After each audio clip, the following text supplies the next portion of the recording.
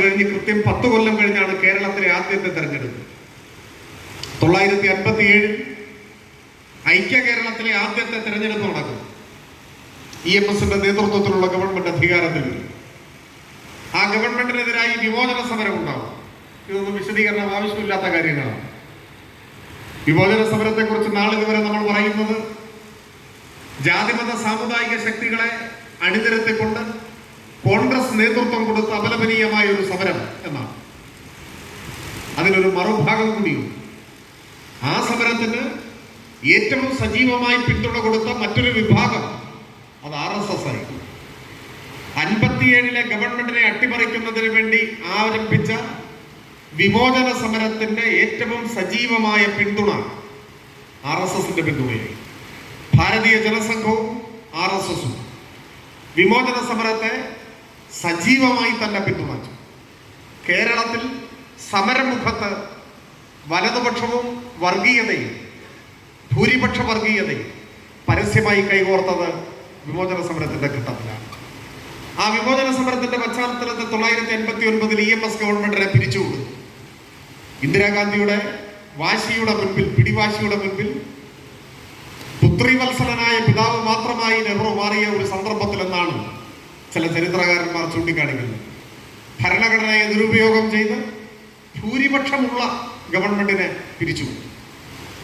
59 EMS ഗവൺമെന്റിനെ പിരിച്ചുവിട്ട ശേഷം പിന്നീട് കേരളത്തിൽ തെരഞ്ഞെടുപ്പ് നടന്നത് 960 ഐക്യ കേരളത്തിലെ രണ്ടാമത്തെ തെരഞ്ഞെടുപ്പ്, രണ്ടാം കേരള നിയമസഭാ തെരഞ്ഞെടുപ്പ്. 60 തെരഞ്ഞെടുപ്പിന് മറ്റൊരു പ്രത്യേകത കൂടി. ആ തെരഞ്ഞെടുപ്പിലാണ് കേരളത്തിൽ ആദ്യമായി ജനസംഘം തെരഞ്ഞെടുപ്പിൽ മത്സരിക്കുന്നത്. ദീനദയാൽ ഉപാധ്യായയാണ് RSSന്റെ നിർദ്ദേശപ്രകാരം കേരളത്തിൽ വന്ന് ജനസംഘത്തിന്റെ സ്ഥാനാർത്ഥികളെ പ്രഖ്യാപിക്കുന്നു. 4 മണ്ഡലങ്ങളിലാണ് ജനസംഘം വന്ന് മത്സരിക്കുന്നത്. ഗുരുവായൂരും അണ്ടത്തോടും കോഴിക്കോടും പട്ടാമ്പിയുടെ പ്രത്യേകത കേരളത്തിന്റെ മുഖ്യമന്ത്രിയായിരുന്ന EMS മത്സരിക്കുന്ന മണ്ഡലമാണ് പട്ടാമ്പി എന്നതാണ്. കോൺഗ്രസിന്റെ സ്ഥാനാർത്ഥിയെയും പ്രഖ്യാപിച്ചു. EMSനെ പരാജയപ്പെടുത്തുക എന്ന ലക്ഷ്യത്തോടെ കോൺഗ്രസ് പ്രഖ്യാപിച്ച സ്ഥാനാർത്ഥി അവിടെ പൊതു സ്വീകാര്യനായിരുന്ന ശ്രീ A. രാഘവൻ നായർ, അദ്ദേഹമായിരുന്നു സ്ഥാനാർത്ഥി. ദീനദയാൽ ഉപാധ്യായ നേരിട്ട് വന്ന് ജനസംഘത്തിന്റെ സ്ഥാനാർത്ഥിയെയും പ്രഖ്യാപിച്ചു. P. മാധവ മേനോനായിരുന്നു ജനസംഘത്തിന്റെ സ്ഥാനാർത്ഥി. 3 സ്ഥാനാർത്ഥികളും പ്രചരണം ആരംഭിച്ചു. ആ പ്രചരണം ശക്തിപ്പെട്ട ഘട്ടത്തിലാണ് കേരളത്തിലെ കോൺഗ്രസിന്റെ നേതൃത്വം ദീനദയാൽ ഉപാധ്യായയെ നേരിട്ട് സന്ദർശിച്ചു. മറ്റ് RSS നേതാക്കന്മാരുണ്ട്. കോൺഗ്രസ് അവരോട് പറഞ്ഞു, ഞങ്ങളുടെയും നിങ്ങളുടെയും ലക്ഷ്യം ഒന്നാണ്, EMSനെ പരാജയപ്പെടുത്തുക എന്നതാണ് നമ്മൾ 2 കൂട്ടരുടെയും ഇപ്പോഴത്തെ ലക്ഷ്യം.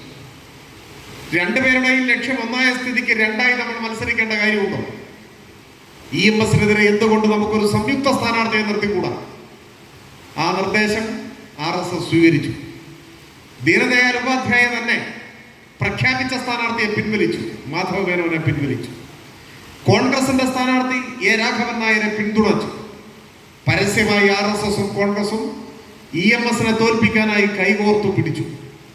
കേരളത്തിലെ തിരഞ്ഞെടുപ്പ് രാഷ്ട്രീയത്തിന്റെ ചരിത്രത്തിൽ ആദ്യമായി RSSും കോൺഗ്രസും പരസ്യ സഖ്യത്തിലേർപ്പെട്ട തെരഞ്ഞെടുപ്പ് 960 EMSനെ തോൽപ്പിക്കാനായി പട്ടാമ്പിയിലായിരുന്നു.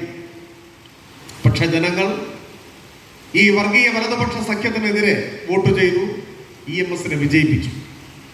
പിന്നീട് 10 കൊല്ലം കഴിഞ്ഞാണ് 971 പാർലമെന്റ് തെരഞ്ഞെടുപ്പ്.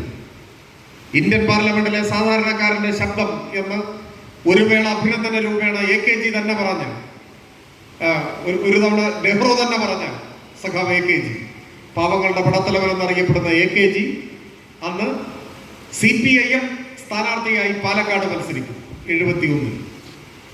ആ തെരഞ്ഞെടുപ്പിലും ഇതേ വലതുപക്ഷ വർഗീയ സഖ്യം അവിടെ പരസ്യമായി രൂപപ്പെട്ടു. അത്തവണ പ്രഖ്യാപിച്ച സ്ഥാനാർത്ഥിയെ പിൻവലിച്ചത് കോൺഗ്രസാണ്. RSSന്റെ ജില്ലാ കാര്യവാഹകനായിരുന്ന പ്രൊഫസർ PC ഗോവിന്ദനായിരുന്നു കോൺഗ്രസിന്റെയും ജനസംഘത്തിന്റെയും സംയുക്ത സ്ഥാനാർത്ഥി. പക്ഷെ ആ തെരഞ്ഞെടുപ്പിലും AKGയെ ജനങ്ങൾ വിജയിപ്പിച്ചു. ഈ വലതുപക്ഷ വർഗീയ കൂട്ടുകെട്ടിന് പാലക്കാട് പരാജയപ്പെട്ടു. പിന്നീടുള്ള അനുഭവങ്ങൾ ഒരുപക്ഷെ നമ്മുടെ എല്ലാം മനസ്സിലുണ്ടാകും. 91 വടകരയും ബേപ്പൂരും നമ്മളെപ്പോഴും പറയുന്നതാണ്. ഇതിന്റെ എല്ലാം സംയുക്തികമായ ഒരു തുടർച്ച എന്ന നിലയിലാണ് ഈ കഴിഞ്ഞ 18ാം പാർലമെന്റ് തെരഞ്ഞെടുപ്പിൽ തൃശ്ശൂരിൽ നമ്മൾ കണ്ടത്. കേരളത്തിന്റെ രാഷ്ട്രീയ ചരിത്രത്തിൽ ആദ്യമായി താമര അടയാളത്തിൽ ഒരാൾ ഇന്ത്യൻ പാർലമെന്റിലേക്ക് ജയിച്ചു പോകും.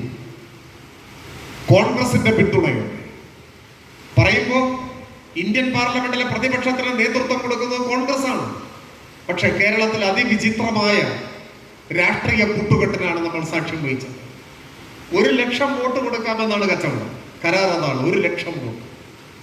തെരഞ്ഞെടുപ്പ് കഴിഞ്ഞപ്പോൾ 87,000-ഓളം വോട്ട്, 86,965 വോട്ട് കോൺഗ്രസ് BJP. കോൺഗ്രസിന്റെ വോട്ട് കാണാനില്ല. ഒരൊറ്റ വോട്ട് നമ്മുടേത് കുറഞ്ഞിട്ടില്ല. ഇടതുപക്ഷത്തിന്റെ വോട്ട് 16,000-ൽ പരം വോട്ട് വർദ്ധിച്ചു. പക്ഷെ അത് തിരഞ്ഞെടുപ്പ് ഫലത്തിൽ പ്രതിഫലിച്ചില്ല. കാരണം 87,000-ഓളം വോട്ട് കോൺഗ്രസ് BJPക്ക് കൊടുത്തപ്പോൾ 74,000 വോട്ടിന് BJP ജയിക്കുന്ന സ്ഥിതി വന്നു. ഇന്ത്യയിൽ തെരഞ്ഞെടുപ്പ് ഉണ്ടായതിനു ശേഷം ആദ്യമായി തൃശ്ശൂരിന്റെ മണ്ണിൽ കോൺഗ്രസ് പരാജയപ്പെട്ടു എന്ന് മാത്രമല്ല, മൂന്നാം സ്ഥാനത്തേക്ക് പോയി. ഈ തെരഞ്ഞെടുപ്പ് എന്ന് പറഞ്ഞാൽ 18ാം ലോക്സഭാ തെരഞ്ഞെടുപ്പിൽ തൃശ്ശൂരിൽ 1,00,000 വോട്ട് കോൺഗ്രസ് BJPക്ക് കൊടുക്കാമെന്നും മറ്റു ചിലയിടങ്ങളിൽ BJP കോൺഗ്രസിനെ സഹായിക്കാമെന്നുമാണ് ധാരണ.